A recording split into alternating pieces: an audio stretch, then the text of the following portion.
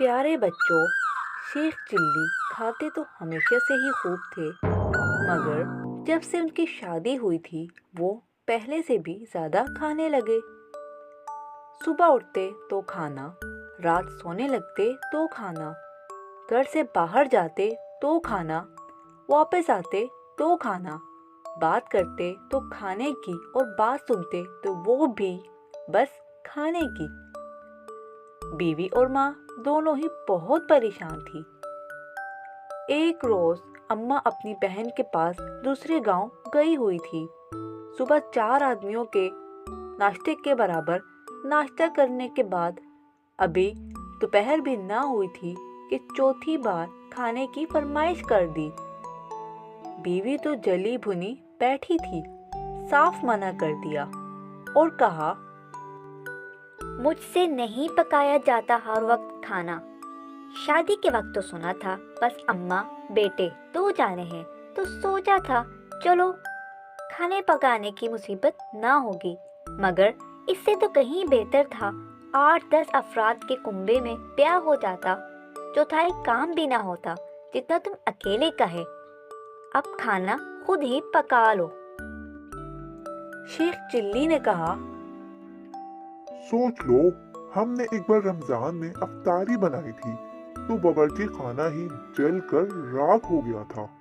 ایسا نہ ہو کہ آج ہم کھانا پکائیں تو گھر ہی جل جائے پورا کا پورا، پھر رہو گی کہاں؟ بیوی نے غصے سے جواب دیا، باورچی خانہ جلے یا پورا گھر میری بلا سے، مگر میں ہر وقت کھانا نہیں بنا سکتی۔ شیخ چلی کا اپنا مطلب تھا، لہٰذا لگے بیوی کی خوشامد کرنے۔ آخر کار اسے کھانا پکانے پر راضی کر لیا۔ کھانا تیار ہو چکا تھا، بیوی نے دسترخوان لگایا۔ دوپہر کے کھانے کا وقت ہو گیا تھا، وہ خود بھی ساتھ آ بیٹھی۔ شیخ چلی نے خوب لمبے لمبے ہاتھ مارنا شروع کر دیے۔ بیوی نے پوچھا، کھانا کیسا بنا ہے؟ شیخ چلی نے جواب دیا، بہت خوب، مگر ایک گڑبڑ ہے۔ بیوی نے پوچھا، گڑبڑ؟ مگر وہ کیا؟ شیخ چلی نے جواب دیا، بھیڑ یعنی ہجوم بہت ہے دسترخوان پر، خطرہ ہے پیٹ بھر کر کھانا نہیں کھا پاؤں گا۔ بیوی نے جواب دیا، بھیڑ دسترخوان پر؟ مگر دسترخوان پر تو ہم بس 2 ہی ہیں۔ شیخ چلی نے کہا، ہاں یہی تو میرا مطلب ہے، کتنا اچھا ہوتا اگر دسترخوان پر بس میں اور یہ کھانا ہوتا۔ یہ بات سن کر بیوی کے تن بدن میں آگ لگ گئی، غصے سے اٹھ کھڑی ہوئی اور کہنے لگی، اچھا تو میں تمہیں بھیڑ اور ہجوم نظر آ رہی ہوں، میرے 2 لقمے کھانے سے تم بھوکے رہ جاؤ گے؟ تو لو میں چلی، بھرو اکیلے اپنا دوزخ، اور اب حرام ہے جو اس گھر کا ایک دانہ بھی کھاؤں۔ بیوی پیر پٹکتی وہاں سے چلی گئی۔ شیخ چلی نے دعا کے انداز میں اپنے دونوں ہاتھ اٹھائے، چھت کی طرف دیکھا جیسے اس کے جانے پر شکر ادا کر رہے ہوں، اور پھر دسترخوان پر ٹوٹ پڑے۔ شیخ چلی کی بہت زیادہ پیٹ پوجا کی خبریں دور دور تک پہنچ گئی تھی۔ لوگ انہیں دعوت دینا تو دور، ان سے بات کرنے سے بھی ڈرنے لگے تھے کہ کہیں کھانے کی فرمائش نہ کر بیٹھے۔ کسی کے لیے ان کو بلانا ضروری ہوتا تو تنہا ان کے لیے 5-7 افراد کے کھانے کا انتظام کرنا پڑتا۔ چونکہ نئی نئی شادی ہوئی تھی، دعوتوں کا سلسلہ بھی چل رہا تھا، اکثر ان کی دعوت کرنے والے خود بھوکے رہ جاتے تھے۔ زین الدین شیخ چلی کا بہت اچھا دوست تھا، اس نے بھی شادی کے بعد شیخ چلی کی دعوت کی تھی، اور کھانے کی بہت زیادہ تعریف کیے جانے بعد کچھ روز بعد دوبارہ انہیں کھانے پر بلا لیا۔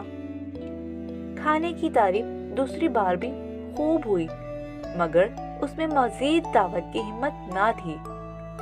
دونوں بار اس کے گھر والوں کو اور خود اسے بھوکا سونا پڑا تھا۔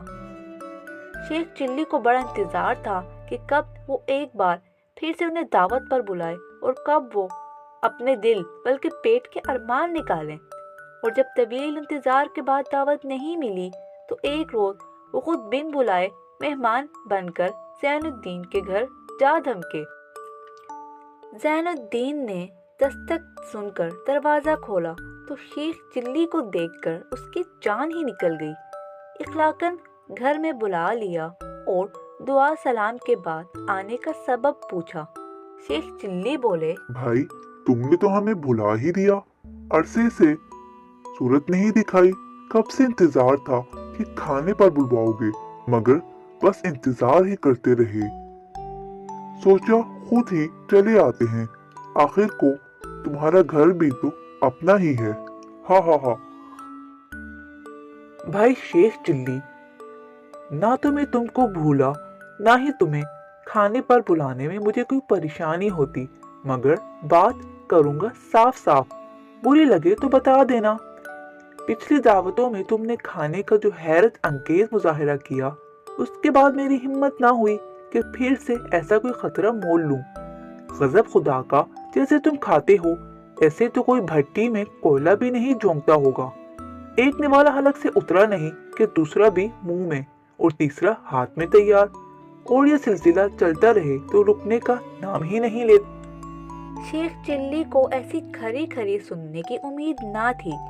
पहले तो वो हैरत ज़दा से ज़ैनुद्दीन की बातें सुनते रहे, फिर दिल मिलाकर बोले, वाह मियाँ ज़ैनुद्दीन वाह, तुमने दो एक दफा खाना क्या खिला दिया, जैसे हमारी 7 पुश्तों पर एहसान कर दिया। ना करते हो दावत तो ना करो, बल्कि अब तुम बुलाओगे भी तो हम आने वाले नहीं, मगर हम ये बातें बर्दाश्त नहीं कर सकते। तुम क्या चाहते थे कि हम तुम्हारे यहाँ दावत में आते तो एक लुकमा खाकर 2 रकत नमाज पढ़ते, फिर दूसरा लुकमा लेते। अरे मियाँ, ऐसे खाने से तो तौबा भली, और ऐसी दोस्ती को भी दूर से साथ सलाम जिसमें खाना खिलाकर जितलाया जाता हो, ताने दिए जाते हों। लो हम चले, और खबरदार जो हमें आवाज दी या रोकने की कोशिश की। ज़ैनुद्दीन ने दूर जाते शेख चिल्ली को देखते हुए सुकून की सांस ली। उसे तवक्को नहीं थी कि ये बला इतनी आसानी से टल जाएगी। फिर शेख चिल्ली को जिस तरह अपने आप ये बीमारी लगी थी, उसी तरह खुद ब खुद ठीक भी हो गई। उनकी अम्मा और बीवी ने भी अल्लाह का शुक्र अदा किया।